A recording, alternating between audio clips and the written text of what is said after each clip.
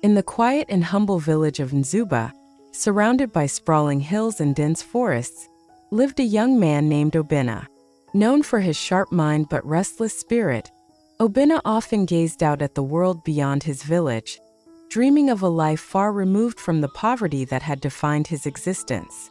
His mother, Amara, was a kind and wise woman, a widow who had raised Obinna alone after her husband died in a hunting accident. She worked tirelessly in the fields, her hands weathered by years of labor, her heart brimming with love for her only child. Amara believed in the values of humility and hard work. She often reminded Obinna, "Wealth that is gained without honor is a curse, not a blessing." But Obinna grew tired of the struggle. He saw the rich merchants who passed through Nzuoya with their fine garments and grand caravans, and his envy burned. He longed for the freedom and power that wealth seemed to bring, convinced that riches would wash away the stain of poverty and grant him respect in a world that dismissed him. One fateful day, as Obinna wandered through the forest lost in thought, he stumbled upon an ancient shrine hidden among the trees. The air was thick and still, as though the forest itself held its breath. Before him stood an old man draped in a tattered cloak, his face weathered but his eyes burning with a strange intensity. "You seek something greater," the man said, his voice low and magnetic. "I can see the hunger in your soul." Obinna hesitated, unsure how to respond. But the old man continued, "I know what you desire. Wealth beyond imagination, power beyond your wildest dreams. It can all be yours, but every treasure demands a price." The words hung in the air like a spell. Obinna, desperate to escape his life of hardship, begged the old man to reveal how he could achieve such fortune. The old man smiled, a smile that sent a chill down Obinna's spine, and handed him a small leather-bound book. "This book holds the secret," the man said. "But beware, what you sacrifice will haunt you." Obinna returned home with the book, hiding it beneath his bed. That night, by the flickering light of a lantern, he began to read. The rituals within were dark and foreboding, requiring offerings of great personal value. The final ritual, the one promising untold wealth, demanded the heart of someone who loved him unconditionally. Obinna's blood ran cold as he realized what this meant. His thoughts turned to his mother, the one person who had always stood by him, who had given everything to see him survive. For days, Obinna wrestled with his conscience. Amara noticed his unease and tried to comfort him, but he grew distant, retreating into his thoughts. The temptation was overpowering. He told himself that this was for both of them, that he would use the wealth to honor his mother's memory and lift their family's name from obscurity. In his mind, he twisted her sacrifices into justification for what he was planning to do. One moonless night, when the village was silent and Amara lay asleep, Obinna prepared the ritual. The words from the book felt heavy on his tongue, the air in their small hut thick and oppressive. He stood over his mother, his hands trembling, his heart pounding against his ribs. She looked so peaceful, her face softened by the glow of the dying fire. For a moment he faltered, doubt clawing at his resolve. But the promise of wealth drowned out his hesitation, and with tears streaming down his face, he carried out the unthinkable. When the first rays of dawn touched the village, Obinna completed the ritual. Gold and jewels materialized before him, more than he could have ever imagined. He moved into a grand house, dressed in the finest clothes, and soon became the talk of Nzuoya. People admired him, envied him, sought his favor. Yet, amid the splendor, Obinna felt a void growing within him. His nights were restless. He dreamed of his mother, her gentle voice calling his name, her eyes filled with sorrow. The riches that had once seemed like a blessing began to feel like a curse. He tried to bury his guilt under the weight of his wealth, but the memories of that fateful night clung to him like a shadow. The villagers, once eager to befriend him, began to whisper among themselves. Strange occurrences surrounded Obinna. Cold winds that swept through his home on the hottest days, the sound of soft sobs echoing in empty rooms, the faint scent of earth and lilies, his mother's favorite flowers. He grew paranoid, isolating himself from the world he had once longed to conquer. One evening, as he sat alone in his grand hall, the old man from the forest appeared before him. "Do you enjoy your wealth?" the man asked, his voice mocking. Obinna fell to his knees, begging for forgiveness, pleading for a way to undo what he had done. But the old man merely laughed. "You made your choice," he said, "and now you must live with it." From that day forward, Obinna's life became a waking nightmare. The gold he had coveted so dearly seemed to rot before his eyes, turning to dust no matter how much he gathered. He was haunted by his mother's voice, her presence, her absence. He wandered the halls of his empty house, searching for peace but finding none. And so Obinna's tale spread through Nzuoya and beyond, a cautionary story told by firesides and whispered under the stars. It served as a reminder of the dangers of greed and the unthinkable cost of betrayal. But for Obinna, the story had no end, only an endless search for redemption that he would never find. Obinna wandered the village outskirts in solitude, consumed by his torment. The grand house he once cherished now felt like a prison, its vast emptiness echoing his guilt. No matter how much wealth he amassed, no matter how finely he adorned himself, the hollowness inside him remained. Each step he took seemed heavier, as if the earth itself bore witness to his crime and sought to remind him of it. The villagers, who had once envied his fortune, began to shun him. Rumors spread like wildfire of his unnatural rise to riches, of the strange occurrences around his home, of the cold, eerie aura that seemed to follow him. Children whispered tales of Obinna's house being haunted, and elders warned their kin to stay away. Obinna's wealth, which had once drawn admiration, now only fueled suspicion and fear. One night, as the wind howled through the village and the stars seemed dimmer than usual, Obinna stood before the baobab tree at the edge of the forest. It was the same tree where he had sat countless times dreaming of riches, a symbol of his youthful longing. Now it seemed to mock him, its gnarled branches reaching toward the sky like accusing fingers. He fell to his knees beneath the tree, clutching his head, his cries swallowed by the wind. "I did it for us," he shouted into the night, as if trying to justify himself to the shadows. "I wanted to free us from suffering. I wanted her to have more." But the darkness offered no answers, only silence that pressed down on him like a weight. As the days turned into weeks, the hauntings grew worse. Shadows flickered where there should have been none, and whispers filled the still air around him. At first, Obinna thought they were his own guilty thoughts manifesting, but soon the whispers became distinct, a woman's voice, soft and familiar. "Why, Obinna?" the voice would ask over and over every night as he tried to sleep. "Why did you betray me?" Obinna began to see her face in every reflection, her sorrowful eyes staring back at him from pools of water, polished silver, even the windows of his home. Her presence was everywhere and nowhere, a ghost that lingered in his mind and in the corners of his vision. Desperate for answers, Obinna returned to the shrine in the forest, the leather-bound book clutched tightly in his hands. The old man was waiting for him, seated cross-legged on a stone, his expression unreadable. "You lied to me!" Obinna screamed, throwing the book at the man's feet. "You promised me wealth, not this torment." The old man chuckled, a low guttural sound that sent shivers down Obinna's spine. "I promised you wealth, and wealth you received. But I also warned you, did I not? Every treasure demands a price. Tell me how to undo it," Obinna begged, his voice breaking. "I'll give it all back, the gold, the house, everything. Just bring her back. Please." The old man's smile faded, and for a moment, his eyes seemed to soften. "Some things cannot be undone, Obinna. You took what was pure and turned it into a bargaining chip for your greed. You sought to cheat the natural order, and now the natural order seeks balance." Obinna collapsed to the ground, tears streaming down his face. "Then what am I to do? How can I live like this?" The old man leaned forward, his voice a mere whisper. "You do not live, Obinna. You endure.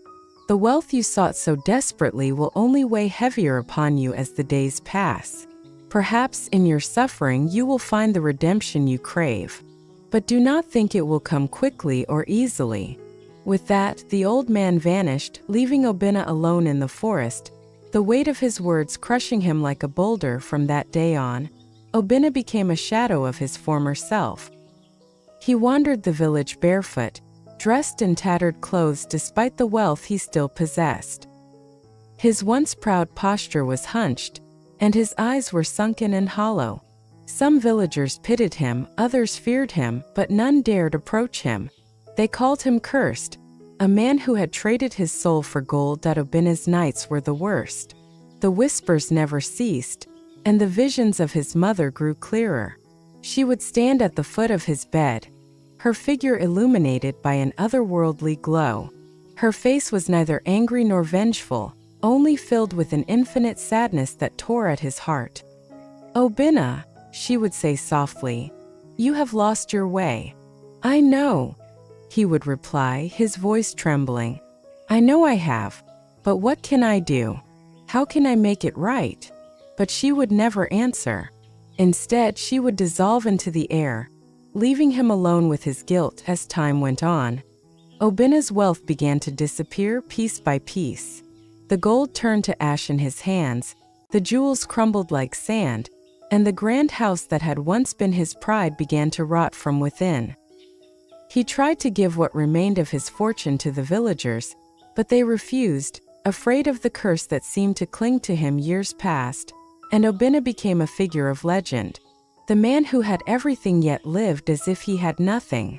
The man who had betrayed his own blood for riches and found only ruin. He spent his days wandering the land, searching for absolution, though deep down, he feared it would never come. The story of Obinna spread far and wide, a cautionary tale told by elders to warn against the dangers of greed and betrayal. But for Obinna there was no end, no resolution. Only an endless journey, a life lived in the shadow of his own mistakes, forever haunted by the mother he had forsaken. Obinna roamed the lands beyond Nzuoya, his once proud stride reduced to the shuffling gait of a broken man. His wealth, now dwindled to nothing, had long ceased to matter. The jewels that had once glimmered so brightly turned to dust the moment they touched his skin, and the gold coins he tried to spend were met with curses from those who received them. It was as if the world itself rejected the fruits of his betrayal, leaving him with only the weight of his guilt and the whispers of his mother's sorrow. The nights were the worst, for in the darkness Obinna could not escape her voice. It grew louder the farther he traveled, following him across forests, rivers, and mountains. No matter how far he went, no matter how desolate the place, she was always there. "Why, Obinna?" Her voice echoed endlessly, sometimes soft and mournful, sometimes sharp and accusing. He tried everything to silence it. He pressed his hands over his ears, screamed into the void, even begged the spirits of the land to take him instead. But the whispers persisted, growing louder with each passing night, invading his dreams until sleep became an impossibility. One evening, as he stumbled through a barren desert, the sun blazing mercilessly overhead, Obinna collapsed to the ground. His body was weak, his lips cracked from thirst, but it was not the heat that overwhelmed him. It was the sound of her voice, so close now it felt as though she were standing beside him. He clawed at the dry earth, tears streaming down his face. "Mother," he whispered hoarsely, his voice breaking. "I am sorry. I am so sorry. I did it for us. I wanted us to be free. I didn't know. I didn't know it would cost this much." For a moment there was silence, and Obinna dared to hope that perhaps she had forgiven him. But then, as the wind picked up, her voice returned, sharper than ever. "You knew, Obinna," she said, her tone laced with pain. "You knew the cost and still you chose. My love was not enough for you. My sacrifice, my life, it was not enough." Obinna sobbed into the dust, his body trembling. He wanted to answer, to plead, to explain, but his words were caught in his throat. How could he justify what he had done? How could he face the truth of his actions? As night fell, Obinna dragged himself to his feet and continued walking. He had no destination, only a vague hope that somewhere, somehow, he might find a way to atone for what he had done. The stars above offered no guidance, and the moon, once a comforting light in his darkest hours, seemed cold and distant. His journey took him to strange and forgotten places. He wandered through forests so ancient that even the trees seemed to whisper of secrets long buried. He crossed rivers that shimmered like silver under the moonlight but turned dark and murky the moment he stepped into their waters. In every place he went, he sought answers. He spoke to shamans, wise men, and seers, begging them to tell him how he could find redemption. Some turned him away, their faces filled with fear or disgust. Others offered cryptic advice that left him more lost than before. One old woman, her eyes clouded with age but her voice steady, told him, "Redemption is not given, child. It is earned. But to earn it, you must first understand the depth of what you have done." Her words haunted him as much as his mother's voice. How could he ever truly understand the depth of his sin? How could he measure the weight of a heart, the value of a life? One day, in a village far from Nzuoya, Obinna encountered a group of travelers. They were storytellers weaving tales of heroism, love, and tragedy around a crackling fire. He sat at the edge of the circle, listening intently as they recounted the tale of a man who had sacrificed his mother for riches, only to find himself cursed for eternity. The villagers gasped and murmured in horror, their faces lit by the flickering flames. Obinna felt his stomach churn. The story was his, but they spoke of it as though it were a legend, a cautionary tale passed down through generations. He wanted to scream, to tell them they didn't know the half of it, that the man in the story was not a monster but a fool. A desperate, misguided fool who had lost everything. But he stayed silent, his shame keeping him rooted to the spot. As the fire died down and the villagers dispersed, one of the storytellers approached him. She was young, her eyes sharp and discerning. "You listen so intently," she said, her voice soft but curious. "Do you know the man in the story?" Obinna hesitated, his throat dry. "I know his pain," he replied finally, his voice barely above a whisper. The woman studied him for a moment before nodding. "Pain is a teacher," she said, "but only if you are willing to learn." Her words stayed with him as he continued his journey. Pain had been his constant companion for so long that he could scarcely remember a time before it. But was he truly learning from it? Or was he merely running, trying to escape the inescapable?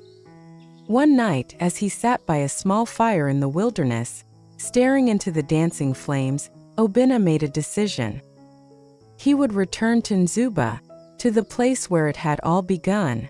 Perhaps there, in the shadow of his mother's grave, he could find the answers he sought. Perhaps there he could begin to understand the depth of what he had done. The journey back was long and arduous, but Obinna pressed on, driven by a faint hope that redemption might still be possible. When he finally arrived at the outskirts of Nzuoya, the village looked much the same as when he had left it. The people, however, had changed. Their faces were weary, their eyes filled with suspicion as they watched him approach. Word spread quickly that Obinna had returned, and soon a small crowd gathered. Some whispered curses under their breath. Others simply stared in silence. Obinna ignored them, his focus solely on the path ahead. He made his way to his mother's grave, a simple mound of earth marked by a wooden cross. Kneeling before it, he placed his hands on the ground and bowed his head. The whispers of the villagers faded, replaced by the sound of the wind rustling through the trees. "Mother," he said, his voice breaking, "I don't know if you can hear me, but I am here. I am here to face what I've done." The wind seemed to still, and for a moment, Obinna thought he felt her presence. Tears streamed down his face as he poured out his heart, confessing his sins, his regrets, and his desperate longing for forgiveness. But the grave offered no answers, only silence. Obinna remained there, day after day, tending to the grave, speaking to his mother as though she could hear him. The villagers watched from a distance, unsure of what to make of the man who had once been their neighbor. Some began to soften, moved by his devotion, while others remained wary, convinced that his curse would bring more misfortune to the village. And so Obinna's story continued, a life without end, a journey without conclusion. He lived each day in the shadow of his past, seeking redemption in the only way he knew how. Whether he would ever find it, no one could say. But his tale became a part of Nzuoya's history, a haunting reminder of the price of greed and the cost of betrayal. Obinna spent many more years in the village of Nzuoya, living as a shadow of his former self. He continued to tend to his mother's grave, speaking to her each day, though she never answered.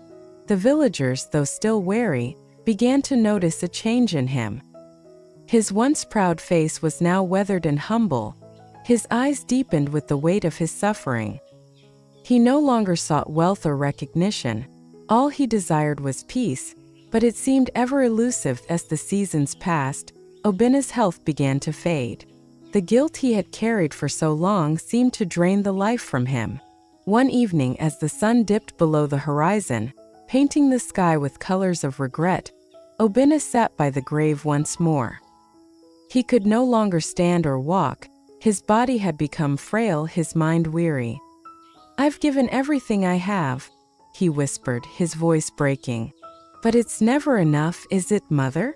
I can never undo what I did." For the first time in many years there was no voice, no whispers in the wind, no guilt-ridden echoes. Instead, a deep stillness enveloped him, and for a moment, Obinna felt a sense of release, as though the burden he carried had been lifted, even if just for a fleeting moment. That as he lay there, his eyes closed for the final time, the villagers who had watched him from afar gathered around. There were no cries of joy or sorrow, no celebration of his life. They simply stood in silence, paying their respects. In that moment, they understood that Obinna's greatest punishment had been the torment he had endured in his own heart. The earth that had once been cold and hard beneath him softened, and in the morning, when the villagers returned to his grave, they found a single flower, lilies, the same flowers his mother had adored, placed gently upon the soil. It was a simple gesture, yet it spoke volumes. A life lived in torment in search of redemption had finally come to an end. The villagers would remember Obinna not as a man of wealth or greed, but as a soul who had paid the ultimate price for his sins. And in his final moments, he had found a peace that no treasure could have given him. And so Obinna's story was woven into the fabric of Nzuoya's history, a cautionary tale that whispered through the winds for generations to come, that no riches, no glory could ever outweigh the love and sacrifice that bind us to those we hold dear. And in the end, it is only love that can heal a broken soul.